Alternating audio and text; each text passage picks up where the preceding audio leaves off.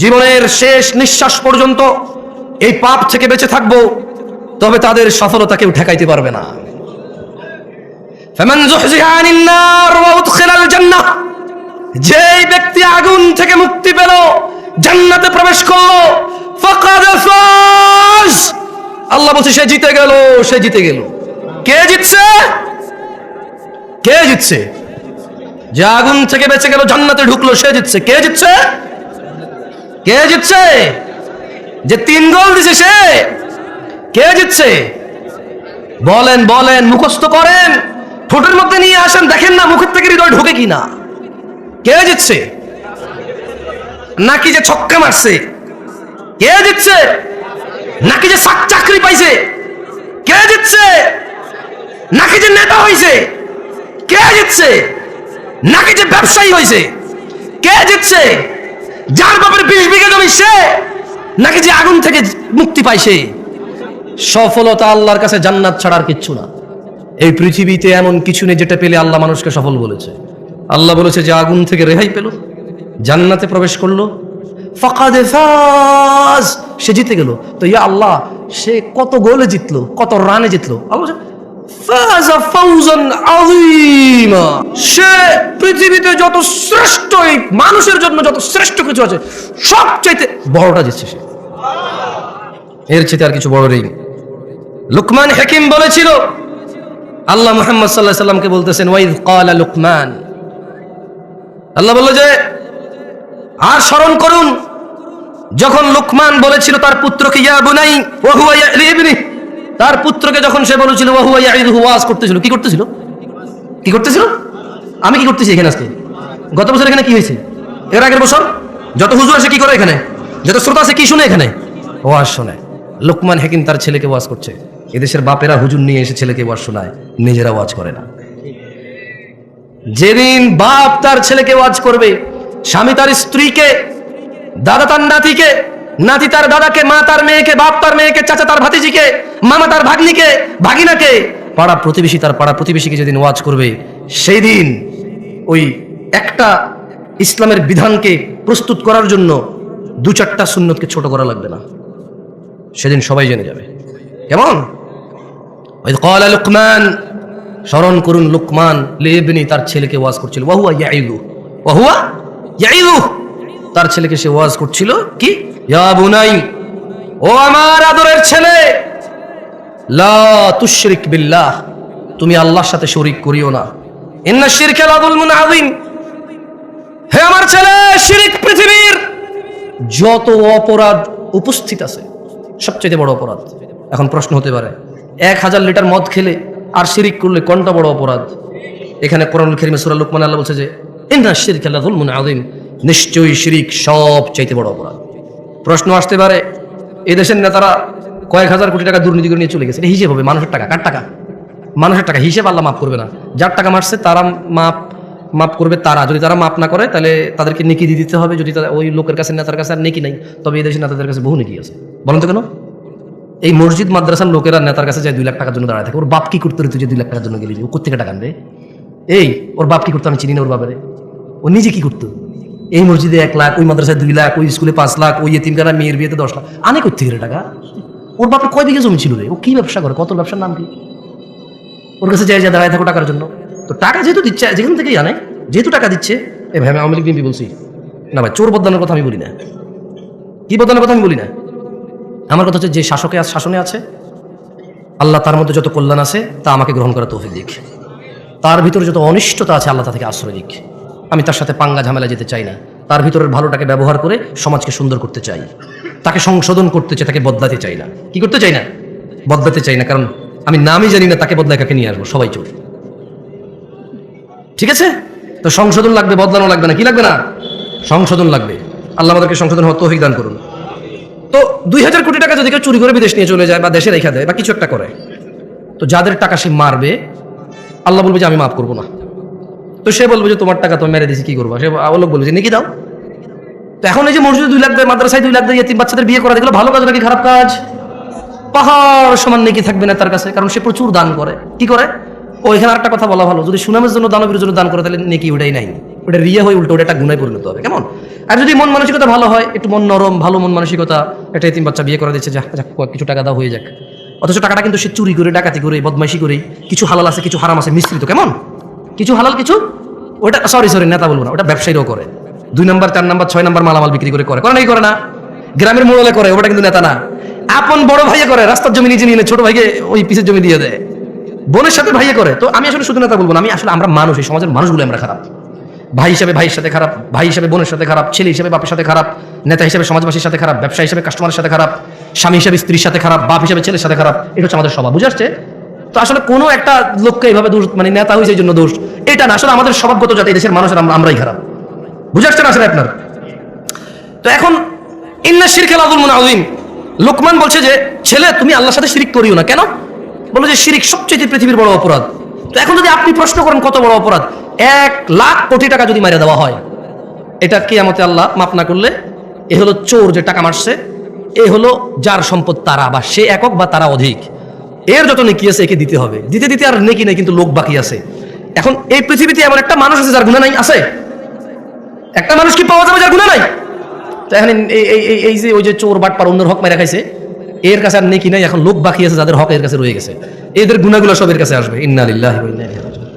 সেই নেকির পাহাড় নিয়ে এসে মানুষ সবার গুনাহ নিয়ে গুনার পাহাড় নিয়ে যাবে। এবারে আসেন, এরপরে কি হবে?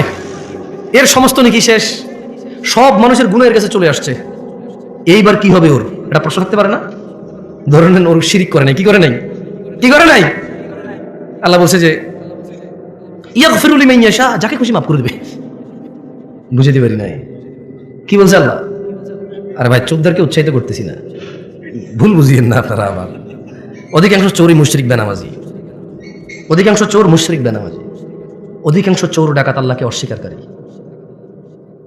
আচ্ছা, একটা কথা বলি আপনাকে, মাশাআল্লাহ আপনার ঠান্ডা চুপ আছেন, একটু মনোযোগ দিয়ে তাহলে শোনেন। জিনা করা কি? ন্যাংটা থাকা কি? ন্যাংটা থাকা কি? আরে আমি নাস্তিক, আমরা জোর করি। ন্যাংটা থাকা কি? গুনাহ। গুনাই তো, হারাম তো গুনাই। শরম না? শুকর খাওয়া কি? আচ্ছা, কালকে বাংলাদেশের বইতে লেখা হলো, আমি ওয়াল্লাহি, আল্লাহ সাক্ষী, কসমে বিল্লাহি তাআলা, আল্লাহকে সাক্ষী রেখে বলছি, আমি বর্তমান যে সরকার বা এর আগের সরকার বা পরে কি আসবে আমি এত নন অফ কনসার্ন না। আমি ধরেন এসেছি শিক্ষানীতিমালা হয়, অনেক কিছু বইতে আসতেছে, যেমন এদেশের সায়েন্স আর্টসের অনেক বইতে লেখা আছে সব ধর্ম ম্যান মেড, মানুষের বানানো ধর্ম, কেমন লেখা আছে বইতে। আপনি কি করবেন? আপনি টিচার পড়াবেন? এটা পড়াবে, ছাত্ররা পড়বে। ধরেন কালকে বইতে লিখলো বছরে একটা দিন আমরা নির্ধারণ করব, ওই দিনের নাম দিব আমরা দুঃখ ভোলা দিবস। কি ভোলা দিবস দিব? আরে ভাই, যারা মাতাল তারা সবাই কেন খায়? দুঃখ বলার জন্য খায়। বুঝতে পারছি না? পারি নাই? একটা সিগারেট খোর পর্যন্ত সিগারেট খায় দুঃখ বলার জন্য। কি বলার জন্য? দুঃখ বলার জন্য। তো ধরেন এরকম একটা দিবস চালু হলো তর্কের খাতিরে, যে বছরে একদিন আমরা সবাই সুন্দর করে সেজে গুজে মেয়ে ছেলে একাকার হয়ে আমরা দুঃখ বলা দিবস পালন করব। ধরেন টিচাররা এটা শিখাবে, বাচ্চারা বলো তো দুঃখ বলা দিবস কোন দিন? আমরা বললাম অমুক দিন। এরপর আমরা সবাই আইলাম, বাপের থেকে 2, 4, 500, 1000 যেই টাকা বিয়ার পাওয়া যাবে, মদ পাওয়া যায়, সবাই 1 বোতল 2 বোতল করে নিয়ে আইলাম, নিয়ে আয়া আমরা সবাই একসাথে হইলাম, হয়ে আমরা কি পালন করব? দুঃখ ভোলা দিবস। আপনি আপনার বাচ্চাকে মদ কিনে দিবেন? দিবেন না? কেন? ও আচ্ছা, হারাম। মাশাআল্লাহ, ইউ কেয়ার অ্যাবাউট দ্য হারাম। আপনি হারাম সম্পর্কে পরোয়া করেন? জাযাকুমুল্লাহ খায়র। শুনে খুব ভালো লাগলো। আচ্ছা, ধরে নেন পরশু একটা দেশে, এই দেশ না জানি, এই দেশ নিয়ে কথা বলে খুব বাবরে বাপ ঝামেলা আছে। আচ্ছা, উদাহরণের মধ্যে যে কোনো দেশ হলো, কেমন? আমরা একটা দেশের নাম দিলাম কল্পনা। ও না, ওটা মনির খানের হয়ে যাবে পরে, সমস্যা, ওই ব্যাপারটা দিয়ে চলে যাবে। আস্তাগফিরুল্লাহ। কি নাম দেওয়া? একটা দেশের নাম দেন তো, মানে কাল্পনিক না, এটা বাংলাদেশের ভিতরে। আমি এই দেশ নিয়ে কথা বলতে চাই না, আমি পাগল, এত বড় ভুল আমি করবো না। দাঁড়ান, টংটাং। কারণ টংটাং দেশে যে কোনো কিছু হইতে পারে। যে দেশের নাম টংটাং, সে দেশে যে কোনো কিছু হইতে পারে। এখন একটা দেশের নাম ধরে নেন টংটাং, ওই দেশে কিছু মুসলমান বসবাস করে, কিছু হিন্দু বসবাস করে, কিছু বৌদ্ধ বসবাস করে, কিছু খ্রিস্টান বসবাস করে, কিছু নাস্তিক বসবাস করে, কিছু ইহুদি বসবাস করে, নাসারা বসবাস করে, বহু ধর্মের ধর্ম মানা বসবাস করে। ধরে নেন ওই দেশের গভর্নমেন্ট হঠাৎ করে বলল, আমরা সৌন্দর্য প্রদর্শন দিবস পালন করব। কি দিবস? এবং তারা তাদের শিক্ষকদেরকে বলে দিল, বইতে একটা অধ্যায় সৌন্দর্য প্রদর্শন অধ্যায়। কি অধ্যায়? তো ওই দিন আমরা যাপন করবো কিভাবে? তারা বললো যে সৌন্দর্য যেহেতু প্রদর্শন, তাইলে সবাই জামা কাপড় ছাড়া আসলে ভালো হবে, পুরুষ দেখা যাবে। আরে আশ্চর্য, হাসতেছেন কেন? কি প্রদর্শন? তাইলে যার শরীরে যতটুকু অংশ আছে, যে যত বেশি করে দেখাবে সে পুরোটাই দেখালো, রাইট? এটা তাদের লজিক। এটা কার লজিক? তাদের লজিক। কোন দেশের? টংটাং দেশের লজিক। এখন টংটাং দেশের মুসলমানরা বলো কি, আমার বাচ্চাকে আমি ঘর থেকে জামা কাপড় কোনো কিছু ছাড়া স্কুলে পাঠাবো আজকে সৌন্দর্য প্রদর্শন দিবস পালন করার জন্য? শুধু বইতে লেখা আছে তাই? শুধু সরকার বলছে তাই? শুধু এদেশের বড়রা বলছে তাই? শুধু এদেশের ইঞ্জিনিয়াররা ডাক্তাররা বলছে তাই? এদেশের যাদের ক্ষমতা আছে তারা, এদেশের যারা পয়সাওয়ালা তারা, যারা সুন্দর করে ক্লিন শেভ করে হাঁটে তারা, যাদের they look so handsome, that's why তাদেরকে দেখতে খুব হ্যান্ডসাম দেখা যায়। এই জন্য আমি তাদের কথা মেনে নেবো। আমার বাচ্চাকে আমি ন্যাংটা পাঠাবো? আমার 12 বছরের যুবতী মেয়ে, আমার 15 বছরের যুবতী মেয়ে, আমার 18 বছরের যুবতী মেয়ে, আমার 20 বছরের যুবক ছেলেকে আমি কাপড় চোপড় ছাড়া পাঠাবো? ইম্পসিবল। বলবে, রাইট? আপনারা বলবেন? এরকম বলবেন তো না? দেখতে টংটাং দেশের মতো আপনারা বলবেন, রাইট? আচ্ছা, এরপর ধরেন কিছুদিন পরে দিবস একটা আসবে, দুঃখ বলা দিবস। টংটাং দেশে কি বলা দিবস আসবে? ওই দিন বইতে এরকম লেখা থাকবে, স্যাররা শিখাবে, শোনো, জানে না, বুঝে নাও, এরকম একটা দিন আসছে, অমুক দিন অমুক অমুক কিছু করছে। সে যেহেতু চলে গেছে, তাহলে আমরা প্রচুর দুঃখ পাই তার জন্য। আমরা কি করবো? আমরা তো মদ খাবো। কি খাবো আজকে?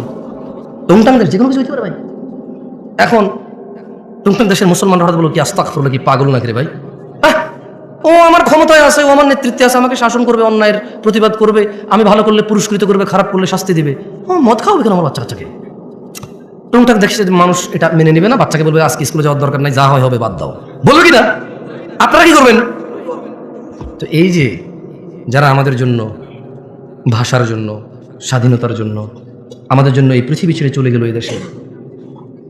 এই দেশ থেকে তারা সুন্দরী স্ত্রী, ছোট ছোট বাচ্চা কাচ্চা কোলে ছিল, বৃদ্ধ বাবা মা ছিল তাদেরও, তারাই হয়তো পরিবারের একমাত্র উপার্জনকারী ছিল।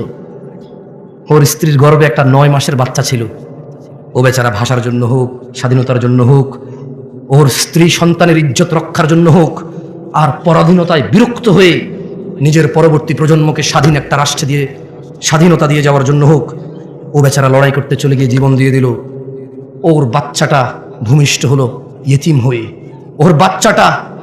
ওর বাচ্চাটা পৃথিবীতে আসার আগে ইয়েতিম হয়েছে, ও জীবন বিলিয়ে দিল। এখন আপনারা বলছেন যে ওদেরকে আমরা স্মরণ করতে হবে, টন টন টন টন টন টন গান লাইয়া। আপনারা বলতেছেন যে তারা যেহেতু আমাদের জন্য জীবন দিয়ে চলে গেছে, একটা দিন আমরা নির্ধারণ করব। ওই দিন মুসলমানের ছেলে মেয়ে একত্রিত হয়ে, একাকার হয়ে, সেজে গুজে, ফুল মাথায় দিয়ে, খোপায় দিয়ে, ছেলে তার হাতে ফুল নিয়ে, মেয়ে তার খোপায় ফুল নিয়ে যাবে, কোনো এক পাথরে দাঁড়াবে, ছবি তুলবে, জুতা নিয়ে উঠবে না, মোজা নিয়ে উঠবে না, নানা ধরনের নিয়ম থাকবে। আর সারা দিন শুধু আল্লাহ যে মিউজিককে হারাম করেছে, ইসলাম যে মিউজিককে হারাম করেছে, মদ হারাম করেছে কে? ন্যাংটা হওয়া হারাম করেছে কে? মিউজিক হারাম করেছে কে? তো টংটাং দেশের মানুষ তো মিউজিকটা আল্লাহ হারাম করেছে, এজন্য মিউজিক দিয়ে কাউকে সম্মান করবে না। আপনারা কেন করছেন? টংটাং দেশের মানুষের মতো হইতে পারবেন না। এতটা বিবেকহীন হয়ে গেছে। মানে বইতে লেখা থাকবে, কেউ একজন বলবে, আচ্ছা মৃত ব্যক্তি গান বাজাইলে সম্মান পায়, এটা কে বলছে ভাই? মিউজিক বাজাইলে যে আমার জন্য উৎসর্গ করেছে তার প্রাণ, যে আমার মাথার মণি, যে আমার আবেগের জায়গা, আল্লাহ তাদের উপর, সবার উপর সন্তুষ্ট হলো, জান্নাত দান করুন। যার যার ইমান আমল যতটুকু ছিল আল্লাহ প্রত্যেকটুকু কবুল করুন, আর আল্লাহ তাদের সাথে ইনসাফ করুন। যেহেতু আমরা জানি না এখানে হিন্দু, বৌদ্ধ, মুসলিম সবাই ছিল, আল্লাহ ইনসাফ করুন। আল্লাহ কি করুন? কথা বলছিলাম, লুকমান তার ছেলেকে ওয়াজ করছিল, লা তুশরিক বিল্লাহ, আল্লাহর সাথে শরীক করিও না, ইন্না শিরকা লাযুলমুন আযীম, শিরক সবচেয়ে বড় পাপ। কত বড় পাপ! এই পৃথিবীর সমস্ত জিন আর মানুষ একত্রিত হয়ে যদি কোনো পাপ রটনা করে, এর চাইতে বড় পাপ শিরক। কত বড় পাপ! ছোট্ট একটা উদাহরণ দিয়ে, যদিও এই উদাহরণ কিচ্ছু না, ওয়াল্লাহি এই উদাহরণ একেবারে মিলবে না, তবুও দিচ্ছি। একটা লোক পুরুষ, একটা লোক মহিলা, এই পুরুষ এই মহিলাকে বিয়ে করেছে, বুঝে আসছে? এখন তারা স্বামী স্ত্রী। এখন এই মহিলা জোরে জোরে কথা বলে, পুরুষ তাকে বলে যে তোর এত জোরে কথা বলে আমার ভালো লাগে না রে। মহিলা তাও জোরে কথা বলে, পুরুষ বিরক্ত বলে যে কোন পাপ করছে, জীবনে বিপদ গলায় করছে। বাট মহিলাকে ঘর থেকে বের করে না, কি করে না, গায়ে হাত দেয় না, বিরক্ত হয়। ওর বউ পান খায়, বলো যে তুই এত অল্প বয়সে পান খাওয়া শুরু করে দিলি, এমনি এমনি চা বাস, আমার বিচ্ছিরি লাগে দেখতে আমার। কিন্তু বউকেও তালাক দেয় না, বাপের বাড়ি পাঠায় না, গায়ে হাত তোলে না, ওর জন্য জামা কিনে, কাপড় কিনে, ওর জন্য সুন্দর সুন্দর চুড়ি কিনে, লিপস্টিক কিনে, আলতা কিনে, ওর বউটা ওর মায়ের সাথে বিয়াদবি করে, কি সুন্দর করে বোঝায়, তুই তো মা হয়েছিস, আমাদের তো বাচ্চা কাচ্চা আছে, আমার মাটা বাপের একমাত্র পোলা আমি, আমার তো দুইটা ভাই নাই যে আমি যদি খেয়াল না রাখি আরেক ভাইয়ের বউ খেয়াল রাখবে, একটু খেয়াল রাখ না, আমরা ভদ্র পরিবারের লোক, আমি যদি তোর গায়ে হাত তুলি এখন, তোর সাথে ঝগড়া করি, মানুষ কি বলবে। ছেলের মাও বোঝে যে পরিবারটা সম্মানী, এই জন্য ছেলের বউ যত কিছুই করুক অতটা মানে প্রতিক্রিয়া দেখায় না, মনে করে যে বোঝে না, অবুঝ, এরকম করে ছেড়ে দেয়। ও বউয়ের গায়ে হাত তোলে না, বাপের বাড়ি পাঠায় না, তালাক দেয় না। ছেলেটা প্রায় তার বউয়ের মোবাইল এঙ্গেজ পায়, যখনই বলে তোমার মোবাইল ব্যস্ত পেলাম কেন, বউ বলে যে খালার সাথে কথা বলতেছি, মার সাথে কথা বলতেছি, বোনের সাথে কথা বলতেছি, সে প্রায় এঙ্গেজ পায়, বিরক্ত হয়। ছেলেটা তার বউকে বলে তুমি ফেসবুক কেন চালাও, আমার পছন্দ না, তার বউ বলে যে চালাবো না, এরপর বলে যে শুধু এই তো মাঝে মধ্যে একটু স্ক্রলিং করবো, আমি কারোর মেসেজ টেসেজ দিই না। ছেলেটা প্রায় দেখে যে ও বউ ফেসবুক চালায়, সে বিরক্ত হয়, বউর গায়ে হাত তোলে না, বাপের বাড়ি পাঠায় না, তালাক দেয় না। হঠাৎ যদি এই ছেলেটা ঘরে এসে দেখলো তার বউয়ের বিছানায় অন্য পুরুষের সাথে বউ শুয়ে আছে, এখন কি করবে সে?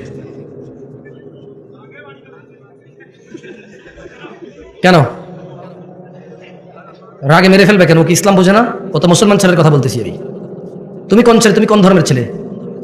ইসলামে কোনো মহিলা পুরুষ ধরা পড়ে গেলে মেরে ফেলার তোমার বিধান আছে? সরকার মারবে? কে মারবে? কে মারবে? বিবাহিত মহিলাকে পাথর মেরে মেরে রজম করবে কে? জেনাকারী। কে রজম করবে? কে রজম করবে? তুমি তো গায়ে হাত দিতে পারবো না, তুমি ধর্ম বুঝো না তো। যটুক আছে ওটুক নিয়ে মস্করা করো, গজল গায়া গায়া যটুক টুকটাক দেখা যায় ওটুক নিয়ে মস্করা করো, গজল গায়া, গান গায়া, সিনেমা নাটক করে কৌতুক করে ধর্ম শিখাও। এখন সিনেমা করে দেখি তো, টেলিভিশনে আসে একটা ইসলামের শিক্ষা, কোরআন হাদিস দিয়ে আর হচ্ছে না, এবার নাটক করে শিখাইতে হবে। এই পর্যায়ে চলে গেছো তুমি। কেন আমার বাপ মেরে ফেলবা কেন? ওর বউ আরেকজনের সাথে শুয়ে আছে, তুমি মেরে ফেলবা কেন? তোমার বউ তোমার মেরে ফেলা বৈধতা আছে ওই মহিলাকে? বলে যে মেরে ফেলবার আগে ওকে তালাক দেওয়া বৈধতা আছে, ওকে বাপের বাড়ি পাঠিয়ে দেওয়ার বৈধতা আছে, মুসলমান শাসকের হাতে তুলে দেওয়ার বৈধতা আছে, যে বিচার হোক। আর বিচার হবে কেন? বিবাহিত মহিলা জানা করলো কেন? বিবাহিত পুরুষ জানা করলো কেন? ওর বিচার হবে, ওকে পাথর মেরে ফেলতে হবে। কে মারবে? শাসক মারবে, পুলিশ। এই দেশের যে পুলিশ আছে না, অথবা কোনো বাহিনী তৈরি হবে, সরকার তৈরি করবে। কে তৈরি করবে? হুজুর আমাদের দেশের সরকার। তো আমি তোমার দেশ নিয়ে কথাই বলতেছি, আমি কথা বলছি ইসলাম নিয়ে। আমি কি এখন বাংলাদেশকে হিসেব করে কথা বললে হবে? ইন্ডিয়া, পাকিস্তান, সৌদি আরব, ইরান, নেপাল, ভুটান নিয়ে কথা বললে হবে? আমি কথা বলতে হবে ইসলামের বিধান নিয়ে। এবার কি তোমার আছে আর কি তোমার নাই? যা তোমার আছে তা তুমি পাবা, আর যা তোমার নাই জবাব তুমি আল্লাহকে দিবা। আমি এখানে কি করবো? কি করার আছে? কি ক্ষমতা আছে আমার করার? এই তোমরা কি কথা বুঝবো আমার? এখন এই ছেলেটা দেখলো তার স্ত্রী অন্য কারো বিছানায় শুয়ে আছে। আচ্ছা, এই যে তার মাকে কষ্ট দিল, এই যে মহিলা জোরে জোরে তার সাথে কথা বলে, এই যে মহিলা পান খায়, এই যে মহিলা সারা দিন ব্যস্ততা, মোবাইলে ব্যস্ত পায়, এই যে মহিলা ফেসবুক চালায়, ও কিন্তু তালাক দেয় নাই, দিছে? বলেন তো এবারও রাখবে? আপনি বললে একটা পুরুষ, অথচ ওর বউকে যদি ওই পুরুষের সাথে না দেখতো, ও জানতেই পারতো না এই কথা। জানতে পারতো? ক্ষমতা আছে। ধরেন ওর বউ একটা পুরুষের সাথে শুইল, ও 3 দিন পরে বাড়ি আসলো, ও ওর বউর সাথে শুইল, ওর কি বুঝার ক্ষমতা আছে ওর বউ আরেকজনের সাথে ছিল? আর জোরে জবাব দেন ভাই। যেই পুরুষ তার বউ যদি আরেকজনের সাথে শোয়, এরপরে সে যদি ওই স্ত্রীর কাছে যায়, যেই পুরুষের এতটুকু ক্ষমতা নাই বুঝার যে অন্য কারোর সাথে ছিল, ওই পুরুষ যদি দেখে আরেকজনের সাথে শুইছে, ও ঘৃণায়, লজ্জায়, রাগে, ক্ষোভে, দুঃখে ওকে পুরো পৃথিবীর বিনিময় দিলেও বলবো যে বউ আমি রাখবো না ভাই। যার ভিতরে ন্যূনতম লজ্জাবোধ আছে, গায়রাত আছে, গায়রাত মানে বোঝেন আত্মমর্যাদা। কি মর্যাদা? সে রাখবে না তো, বলবো যে ভাই এত কিছু জানি না, আমি জুলুমের শিকার হয়ে গেছি, ওর মোহর কত? 20 লাখ। এ ভাই একটা কিডনি খুল লইয়া যায়, সরা, দেখলে আমার মেজাজ গরম হয়। আল্লাহ এরকম বলবে, যার ভিতরে ন্যূনতম আত্মমর্যাদা আছে, সে বলবে যে 20 লাখ তো নাই, কিডনি একটা নিয়ে যা, 2 কিডনি লাগে না, 1 কিডনি বাঁচা যায়, ওর নিয়ে বাঁচা যাবে না ভাই। কিডনি ছাড়া বাঁচা যাবে, গ্যারান্টি আছে, ওর সাথে বাঁচবো না। ও আমাকে ধোকা দিছে, ও আমার বংশ মর্যাদা নষ্ট করছে, ও আমার বংশ নষ্ট করে দিছে। এখন যে বাচ্চাটা আছে এটা কি আমার না? আমার নামে সেই সন্দেহ আছি। ও আমার আগামী প্রজন্ম ধ্বংস করে দিছে। আমার আগামী প্রজন্মের যে বাতি আমার, সে বাতি আমার কিনা আমি জানি না, আমি এতটা দুঃখে আছি। এবং যে নিষ্পাপ সন্তানটা আছে ওর ঘর থেকে হয়েছে, ওকে বিদায় করে দেওয়ার পর ওই বাচ্চাটাকে দেখলে আমার ওর কথা মনে পড়বে, আর আমি সন্দেহে থাকবো এটা কি আমার বাচ্চা না অন্য কারো। ওকে সরাও, কিডনি নিয়ে যাও, ওকে সরাও, 1 কিডনি দিয়ে বাঁচা যায়। ও আমার আগামী প্রজন্ম ধ্বংস করে দিছে, ও আমার বংশের বাতি শেষ করে দিছে, ওকে সরাও। সেই জায়গায় শিরক আল্লাহ কিভাবে মাফ করবে? অথচ তিনি জানে ওয়া খালাকাক, তিনি তোমাকে সৃষ্টি করেছে। কোথায় থেকে? এক বিন্দু তুচ্ছ পানি থেকে, যেটা তোমার বাপের পাঁজরের হাড়ে ছিল। এই পিছনের হাড়ে ছিল যে পানিটা, ধাক্কা দিয়ে যে পানিটা বের হয়, যে পানিটা যে কারো হাতে লাগলে গোসল করতে হয়, এভাবে ঘিন ঘিন করে টিস্যু দিয়ে মুছে ফেলবে, এমন তুচ্ছ পানি হতে তোমাকে সৃষ্টি করছে। তুমি তো মনে করো তুমি জোয়ান, তোমার বাপ জোয়ান ছিল না, তুমি মনে করো তুমি জোয়ান থেকেই যাবা, ছোট ভাই আমার, তুমি আর বৃদ্ধ হবা না। খবরদার। আন আবি বকর রাদিয়াল্লাহু আনহু قال আবু বকর রাদিয়াল্লাহু আনহু থেকে বর্ণিত, তিনি বলেন قال النبي صلى الله عليه وسلم, আল্লাহর রাসূল সাল্লাল্লাহু আলাইহি সাল্লাম বলেছেন, আলা উনাব্বিউকুম বিআকবারিল কাবাইর, ও আমার উম্মতরা, তোমাদেরকে কি আমি বলে দেব পৃথিবীর সবচেয়ে বড় অপরাধ কি? ক্বালু বালা ইয়া রাসূলুল্লাহ, সাহাবারা সবাই বললেন, হ্যাঁ আল্লাহর রাসূল, আপনি বলে দেন না এই পৃথিবীতে যত অপরাধ আছে সবচেয়ে বড় কোনগুলা? উনি বললেন সালাসান, তিনবার আল্লাহ নবী বলল, আমি কি তোমাদের বলে দেব পৃথিবীর বড় অপরাধ কোনটা? আবার বলল, আমি কি তোমাদের বলে দেব না পৃথিবীর বড় অপরাধ কোনটা? আবার বলল, আমি কি তোমাদের বলে দিব না এই পৃথিবীর সবচেয়ে বড় অপরাধ কোনটা? তিনবার বললেন। সাহাবারা বলল, হ্যাঁ আল্লাহ নবী সাল্লাল্লাহু আলাইহি সাল্লাম বলে দেন। বলেন, আল ইশরাকু বিল্লাহ, এই পৃথিবীর সবচেয়ে বড় অপরাধ আল্লাহর সাথে শিরিক করা। ওয়া উকুকুল ওয়ালিদাইন, দ্বিতীয় বড় অপরাধ বাবা মায়ের অবাধ্য হওয়া। ওই যে মহিলাটা চিকন হ্যাংলা পাতলা 50-55 বছরের বৃদ্ধা, ওই যে পুরুষটা এখন কোনো কাজ নাই, একটা পাঞ্জাবি আর লুঙ্গি পরে এরকম ওয়াজ মাহফিলে যায়, কোনার দোকানে গিয়ে 2 কাপ চা খায় আবার ঘরে চলে আসে, ওকে কোথাও ডাকা হয় না, ওকে কেউ 5 পয়সার দাম দেয় না, এই তুচ্ছ এই হ্যাংলা পাতলা বুড়ার বুড়ি। আল্লাহর নবী বলছে, এই বুড়া বুড়ির যদি তোমার মা বাপ হয়, ধাক্কা দিলে পড়ে যাবে যে লোকটার এখন চাকরিও নাই, ব্যবসাও নাই, তুমি যদি ওকে উপার্জন করে না চিকিৎসা করাও, না খাওয়াও, ও বেচারা অসুস্থতায় ভুগবে, ক্ষুধায় ভুগবে। এমন দুর্বল একটা মানুষ। আল্লাহ নবী বলল যে পৃথিবীর বড় অপরাধ ওয়া উকুকুল ওয়ালিদাইন, এই পৃথিবীতে সবচেয়ে বড় অপরাধ শিরকি, তারপরের অপরাধ হচ্ছে বাপ মায়ের অবাধ্য হওয়া। তুমি তো বলো হুন্ডা না কিনে দিলে ঘর কোপায় ফেলবো, ভাই আমার, তুমি বলো তোমার বাপকে হুন্ডা না কিনে দিলে ঘর কোপাবা, তুমি বলো তোমার বাপকে জন্ম দিছিস কর্মদেশ না কা, বই পড়ে শিখবে এগুলো না, পাগল ছেলে। ওর ক্ষমতা কত জানো? এই যে বুড়া লোকটা যারা তুমি বলো যে আপনি কিছু বুঝেন না, শুধু শুধু কথা বলেন এই জায়গায়, ওর ক্ষমতা জানো? এই যে তুমি যে জান্নাত, মানে যেখানে না গেলে আগুনে জ্বলবা, হ্যাঁ, এই জান্নাতের যে দরজা দিয়ে ঢুকবা না, এই বুড়া লোকটা এটা চৌখাট, এটা কি চৌখাট, এটা নাই মানে দরজাই নাই, এটা নাই মানে কি দরজাই নেই। বোঝো ওর ক্ষমতা বোঝো। নেতার সাথে লাগবা, একবারে পিটায় সোজা করে দিবে, ভয় তুমি সুন্দর ব্যবহার করো। কোন প্রশাসনের সাথে লাগবা, মামলা মোকদ্দমায় ফেসে যাবা। ব্যবসায়ীর সাথে লাগবা, ও টাকা টুকা খরচ করে এমন বানান দিবে, এমন ট্র্যাপে ফেলবে, জীবনে মুখ দেখাইতে পারবা না, তোমার ঘরে মহিলা ঢুকাই দিবে। আর এই যে বুড়া লোক কি করতে পারো জানো? জান্নাত থেকে তোমার বের করে দিতে পারবে। তুমি জানো না এর ক্ষমতা কত? এই বুড়া লোকটা তোমার অনন্ত জীবনের সুখ কেড়ে নিতে পারে, এত ক্ষমতা তার। মামলায় জেলে গেলে 60 বছর পচবা, অমুক ব্যবসায়ীর সাথে লাগে গেলে 50 বছর ভুগবা, সে মারা যাবে বা তুমি মারা যাবা, ম্যাটার সলভ, ক্লোজ। বুঝে আসছে না? আসে নাই? আর এই বুড়া লোকটার সাথে যদি লাগো না, এই বুড়ির সাথে যদি লাগো না, অনন্ত জীবন যেখানে আর মৃত্যু হবে না, ফিনিশ। ধাউ ধাউ আগুন, নাজ্জাআতাল লিশ-শাওয়া, যে আগুন মানুষের চামড়া খসে দেবে, এমন আগুনে ঢুকে ও ফেলে দেবে। কে ফেলবে? এই বুড়া লোক যারা তুমি 5 আনার দাম দাও না। আব্বা আমাদের বড় ভাইরা এটা করছেন, ওটা করছেন, আমার দেন নাই। আব্বা আমরা সবসময় ছোট বলার দিকে টানেন। আব্বা আপনি কি করছেন, অমুক দেখেন তার পোলারে কি দিয়েছেন, আপনি কি দিয়েছেন। কার সামনে কথা বলো? তুমি চিনোই নাই, তুমি কি করো নাই, চিনোই নাই। হ্যাঁ, ও হিন্দু হলো, তুমি বিশ্বাস করো তোমার বাপ যদি হিন্দু হয়, তোমার বাপ যদি বৌদ্ধ, খ্রিস্টান, ইহুদি, নাসারাও হয়, তুমি না, তোমার আব্বা যদি বলে যে আল্লাহর সাথে শিরিক করে, বলতে হবে যে আব্বা আমি এক আল্লাহ ছাড়া কাউকে করতে পারি না, আব্বা আমার জোর করি না, ভালো নাম যাও না।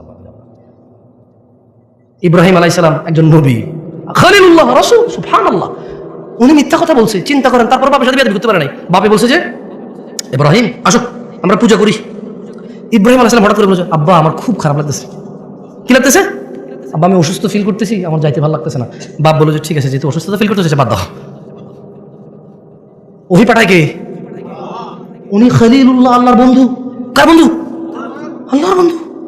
ওনার ওরস মানে ওনার জন্মে একটা ছেলে আসছে যার পানি লাগতো, কান্নাকাটি করতেছিল। সুবহানাল্লাহ, আল্লাহ জমজম দিয়ে দিয়েছে ওখানে। কে দিছে? মানে ইব্রাহিম আলাইহিস সালাম কে ভাই? ছোট ভাই আমার, তুমি ইব্রাহিম আলাইহিস সালামের পরিচয় জানো? আরে না, তুমি জানো না তো। আরে তুমি জানো না ইব্রাহিম আলাইহিস সালাম কি কে?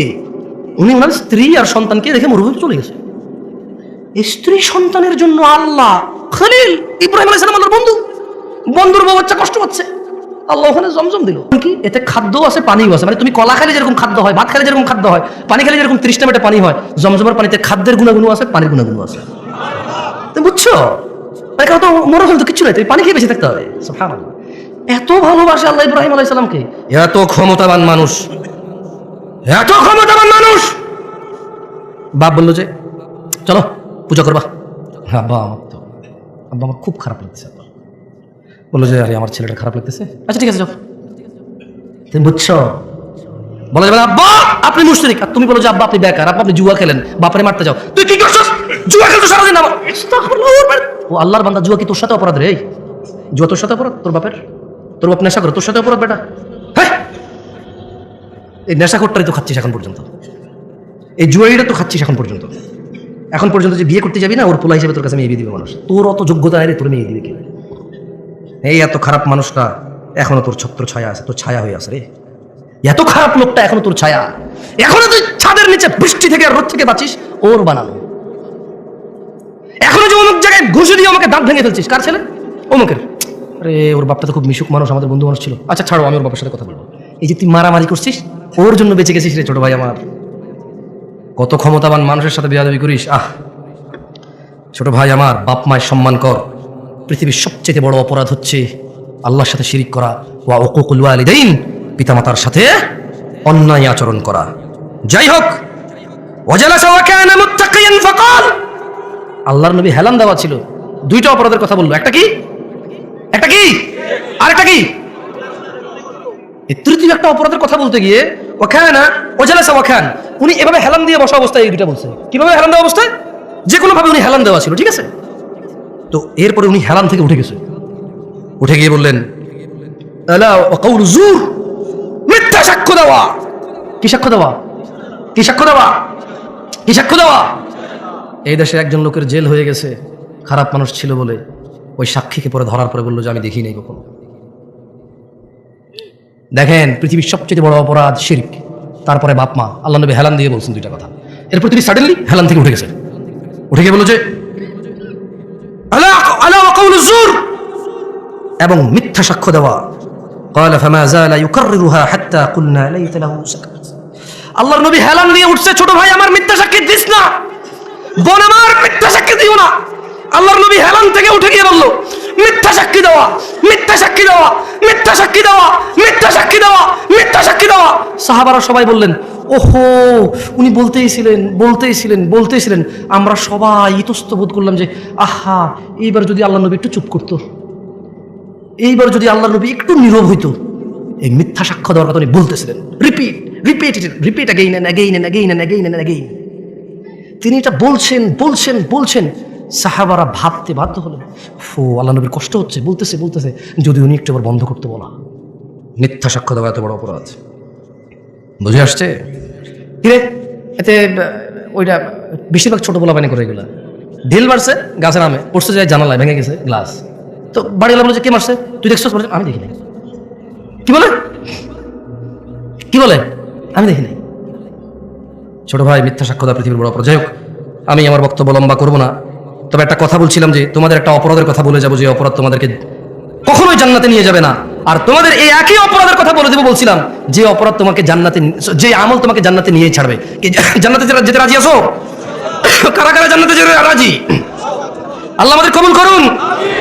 শোনো আমার ভাইরা, যে অপরাধ ক্ষমা হবার নয়, দেখো ওই যে বললাম দুর্নীতি, চাঁদাবাজি, মিথ্যা, বহুত কিছু অপরাধ আছে, একটা অপরাধ ক্ষমা হবে না। আল্লাহ বলছে ইন্নাল্লাহ, নিশ্চয়ই আল্লাহ, লা ইয়াগফির, ক্ষমা করবে না, আইয়ুশরাকা বি, যে আল্লাহর সাথে শিরিক করে, ওয়া ইয়াগফির, ক্ষমা করে দেবে, ক্ষমা করে দিতে পারে, ক্ষমা করবেন ওনার ইচ্ছা, মা দুনা যালিক, পৃথিবীতে যত অপরাধ আছে, লিমান ইয়াশা, ওনার ইচ্ছা, যে কোনো যত খুশি অপরাধ মাফ করবেন শিরিক ছাড়া। ওয়া মান ইউশরিক বিল্লাহ, যে আল্লাহর সাথে শিরিক করলো, ফাকাদ দাল্লা দালালান বাঈদা, সে সবার চাইতে বেশি পথভ্রষ্ট হলো। দ্বীনি ভাইরা, তাওহীদের দিকে ফিরে আসুন। আল্লাযীনা আমানু ওয়া লাম ইয়ালবাসু ঈমানাহুম বিযুলমিন উলাইকা লাহুমুল আমন ওয়া হুম মুহতাদুন। হিদায়াত প্রাপ্ত কেউ নয় এই পৃথিবীতে, কোন মোল্লা, মুন্সি, গাজী, হাজী, মুফতি, মুহাদ্দিস, সাধারণ অসাধারণ, পুরুষ নারী, ধনী দরিদ্র, কেউ হিদায়াত প্রাপ্ত নয় ওই ব্যক্তি ছাড়া। আল্লাহ বলছে যারা ঈমান আনছে। কি আনছে? এরপরে বললেন যে এবং তাদের ঈমানের সাথে শিরিককে যুক্ত করে নাই। দেখছেন, সূরা ইউসুফে বলছে ঈমান আনার পর শিরিক করে, রাইট? সূরা ইউসুফে কি বলছে? ঈমান আনার পর এই দেখেন, এই যে এটা কি সূরা আল-আনআমের 30 নম্বর আয়াত, এখানেও সেম কথা বলতেছে। তার মানে মুসলমান হওয়ার পরেও মানুষ শিরক করার সম্ভাবনা, মুসলমান হওয়ার পরে শিরক করার কি তো নাইলে আল্লাহ কেন কোরআনে বলতেছে সূরা আল-আনআমে যে আল্লাযিনা আমানু, যারা ঈমান আনে, ওয়া লাম ইয়ালবিসু ঈমানাহুম বিযুলম, এবং তাদের ঈমানের সাথে শিরক করে না, উলাইকা লাহুমুল আমন, নিরাপত্তা তাদের জন্য যারা ঈমানের মধ্যে শিরক করে না, ওয়া হুম মুহতাদুন, এবং এরাই হেদায়েত প্রাপ্ত যারা ঈমানের সাথে শিরক করে না। দিনী ভাইরা, আমি বক্তব্য লম্বা করব না, শেষ করে চলে যাব, অনেক দূরে যাব, আপনারা অনেক দূর থেকে আসছেন অনেকে মনে হয়। দেখেন, শিরিক যদি না বুঝে আসে আপনার, আমি আপনাকে আবারও একটা হাদিস, কয়টা হাদিস, একটা হাদিস আমি আপনাকে পড়ে শোনাই, এখান থেকে বিদায় নিতে চাই। আপনারা আমার মুখে কি হাদিসটা পড়বেন? তো ঠিক আছে, শুনেন। মক্তবে পড়ছেন কারা কারা? হাত তুলুন তো। মক্তবে পড়ালেখা করছেন? মাশাআল্লাহ মাশাআল্লাহ, তাইয়্যিব তাইয়্যিব। শুনেন, বলেন আন, জোরে, আন সাঈদ ইবনুল মুসাইয়্যিব রাদিয়াল্লাহু আনহু আন্না রাসূলুল্লাহ সাল্লাল্লাহু আলাইহি ওয়াসাল্লাম قال, বলে সাঈদ ইবনুল মুসাইয়্যিব রাদিয়াল্লাহু আনহু থেকে বর্ণিত, তিনি বলেন আল্লাহর রাসূল বলেছেন সাল্লাল্লাহু আলাইহি ওয়াসাল্লাম। আমি গজল বেশি একটা পছন্দ করি না, কেন জানেন?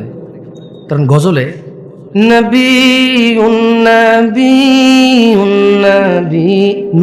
নবী বলতে থাকে, সাল্লাল্লাহু আলাইহি ওয়াসাল্লাম বলার সুযোগ নেই গায়কের। কি বলার সুযোগ নাই? কারণ সুর মিলাতে চাইলে সুর পাল্টে যাবে। কি পাল্টে যাবে? আচ্ছা, এখানে তো আলেম ওলামারা আছেন, বলুন তো আল্লাহ নবী সাল্লাল্লাহু আলাইহি ওয়াসাল্লামের নাম আসলে দুরূদ পড়তে হয় কিনা? হয় কিনা? নাকি গজলে মাপ আছে, গানে মাপ আছে, ওয়াজে মাপ আছে, বৈঠকে মাপ আছে, ঝগড়ায় মাপ আছে? না, আল্লাহ নবীর নাম আসলে আলাইহিস সালাম, মিনিমাম কি বলতে হবে? আলাইহিস সালাম। মিনিমাম কি? ধরেন সাল্লাল্লাহু আলাইহি ওয়াসাল্লাম, অনেক বড় হয়েছে না? একবারে বলতে পারতেছেন না, লিস্ট বলতে হবে মুহাম্মদ আলাইহিস সালাম, মানে মুহাম্মদ, ওনার উপরে দুরূদ বর্ষিত হোক। বুঝে আসছে? তো এই জন্য আসলে আমার অনেক সময় গজল ভালো লাগে না শুনতে, বিরক্ত লাগে শুনতে।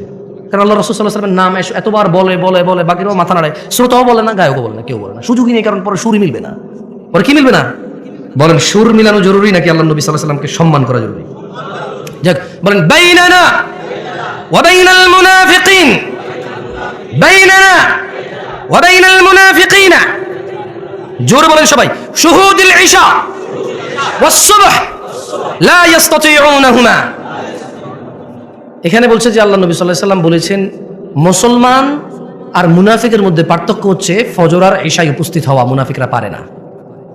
এবার বলেন আন জাবির রাদিয়াল্লাহু আনহু, জাবির রাদিয়াল্লাহু আনহু থেকে বর্ণিত, তিনি বলেন, একটু জোরে বলেন, মুখস্থ করেন এটা। আমি চলে যাব, গত বছরও আসছে, আগামী বছরও আসবে, কোনো লাভ হবে না আপনারা। একটু মুখস্থ করেন, দেখেন কোনোদিন যদি কাজে চলে আসে। কেমন অনেক সময় দেখেন একটা নাট পড়ে আছে, কোনো কাজে লাগে না, হঠাৎ এক জায়গায় লেগে যায়, এবং যে জায়গায় লাগে এই জায়গায় মানে আপনি নাইলে যে কি হইতো আল্লাহ জানে, নাইলে যে কি হইতো আল্লাহ জানে। মুখস্থ করে নেন, ধরে নেন, ওই স্পায়ার নাটই ধরে নেন, নাই একটা হাদিস, দেখেন না কোন দিন কোন কাজে লেগে যায়, আর আপনার কিচ্ছু লাগবে না। বলেন জাবির রাদিয়াল্লাহু আনহু থেকে বর্ণিত, তিনি বলেন আল্লাহর নবী সাল্লাল্লাহু আলাইহি ওয়াসাল্লাম বলেছেন, বাইনার রাজুলি ওয়া বাইনাশ শিরকি ওয়াল কুফরি তারকুস সালাহ।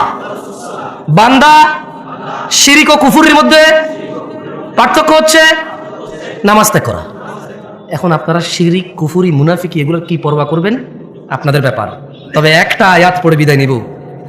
ভালো হয়ে যাও যুবক, ছোট ভাই আমার, তোমার আব্বা জওয়ান ছিল তো, দেখো বুড়ো হয়ে গেছে, তুমি হয়ে যাও। বেঁচে থাকলে বুড়ো হওয়া তুমি মরতে পারবে না। যদি বেঁচে থাকো 50, 60, 70, 80, তো বুড়া হয়েই যাবা। এই চামড়া ভাঁজ হয়েই যাবে, এই যৌবন থাকবে না চিরকালই দাপট আর নেতৃত্ব আর ব্যবসা বাণিজ্য, সম্পদ, গ্রহণযোগ্যতা চিরকাল থাকবে না। ভালো হয়ে যাও ভাই আমার। আচ্ছা হুজুর, আমার বয়স 50, এক ওয়াক্ত নামাজও পড়ি না জুমা ছাড়া। হুজুর, আমার বয়স 40, জুমা ছাড়া কোনো নামাজ পড়িনি, ঈদ ছাড়া। আরেকজন বলেছে, ভাই আমি কত জেনা করেছি জানেন, কত নেশা করেছি জানেন, আজকের দিনে আমার সলিউশন কি? আমার বয়স 50, কোনো নেকি নাই। সুসংবাদ কি আল্লাহ পাইছো, সুবহানাল্লাহ। আমি মাঝে মধ্যে চিন্তা করি, আল্লাহ এত দয়ালু না হলে আমরা পৃথিবীতেই শেষ হয়ে যেতাম। আল্লাহ তাআলা কোরআনে বলছেন, মনোযোগ দিয়ে শুনেন, ইল্লা মান তাব, ও চোরের দলেরা, ও জানাখোররা, ও নেশাগ্রস্তরা, ও অত্যাচারীরা, ও জালেমরা, ও ইসলাম বিদ্বেষীরা, ও আল্লাহদ্রোহীরা, ইল্লা মান তাব, সুযোগ মহা সুযোগ, অফার অফার, বিশাল অফার। ওহো, কি ঘোষণা আল্লাহর! অতঃপর যেই ব্যক্তি অন্যায়, চুরি হোক, যা হোক, নেশা হোক, জনা হোক, যে কোনো অন্যায় হোক, ইল্লা মান তাব, অন্যায় যত হোক, যে ব্যক্তি অন্যায় থেকে তওবা করলো, ফিরে আসলো, ওয়া আমানা, আল্লাহর প্রতি ঈমান আনলো, ওয়া আমিলা আমালান সালিহা, অপরাধ জমিন থেকে আসমানের মেঘমালা, অপরাধ জমিন পরিপূর্ণ হয়ে আছে, অপরাধ সাগরের অতুলনীয় জায়গায় পৌঁছে গেছে। আল্লাহ বলছে খালি ফিরে আয় রে, তোর অপরাধ কতটুকু অপরাধ তোর, ফিরে আয়, মাপ চার, ঈমান আন, ভালো কাজ কর। তো বয়স তো 70 হয়ে গেছে, 35 হয়ে গেছে, 40 হয়ে গেছে, ডেলি একটা মেয়ের সাথে শুইছি, ডেলি 2 লিটার মদ খাইছি, আল্লাহ ফিরে আসলে হবে? আল্লাহ বলছে আরে শোন, যদি তুই ফিরে আসস, ঈমান আনস, ভালো কাজ করস, এগুলো তোর গুনাহ পৃথিবী সমান, ফাউলাইকা ইউবাদদিল, আল্লাহ তোর গুনাহ এগুলাকে মাপ তো করবে, সব গুনাহকে ইউবাদদিলুল্লাহ সাইয়্যাতিহিম হাসানাত, তোর সব গুনাহকে, তোর তো নেকি নেই, তুই বয়স কম, বইরে যাবে কিছুদিন পরে, বা তুই জানিস না 20 বছর বয়সে মরতে পারিস, তোর তো আমল নাই, তো তোর সব গুনাহকে আমি আল্লাহ নেকিতে পরিবর্তন করে তোর নেকির পাল্লা দিয়ে দেবো। ওয়াল্লাহ, এটা কোনো হাদিস না যে আপনি জাল বলবেন, এটা কোনো হাদিস না আপনি দয়ীফ বলবেন, এটা কোনো হাদিস না আপনি তর্ক বিতর্কে লেগে যাবেন, এটা সূরা কোরআনের আয়াত, একেবারে আমি ব্যাখ্যাও করি নাই। আল্লাহ ইল্লা মান তাব, অতঃপর যে তওবা করে, ওয়া আমানা, ঈমান আনে, ওয়া আমিলা আমালান সালিহা, ভালো কাজ করে, ফাউলাইকা ইউবাদদিলুল্লাহু সাইয়্যাতিহিম হাসানাত, আল্লাহ তার সকল গুনাহকে নেকিতে পরিবর্তন করবে। এবার এই অফার আপনি নেবেন কিনা এটা আপনার ব্যাপার। তবে এই অফার পেতে হলে কি করতে হয়? প্রশ্ন তওবা কেমনে করে, গুনাহ কেমনে নেকিতে পরিবর্তন করব? শুধু মাপ না, এটা নেকি হয়ে যাবে। ধরে নেন বাংলাদেশ সরকার বলল কার কাছে কত জাল টাকা আছে, 30 ফেব্রুয়ারি 2024 এর মধ্যে সমস্ত জাল টাকা না জমা দাও, সেম আসল টাকা নিয়ে যাও, তবে আর কখনো জাল টাকা বানাইতে পারবা না, যদি বানাও মৃত্যুদণ্ড, যদি বানাও কি।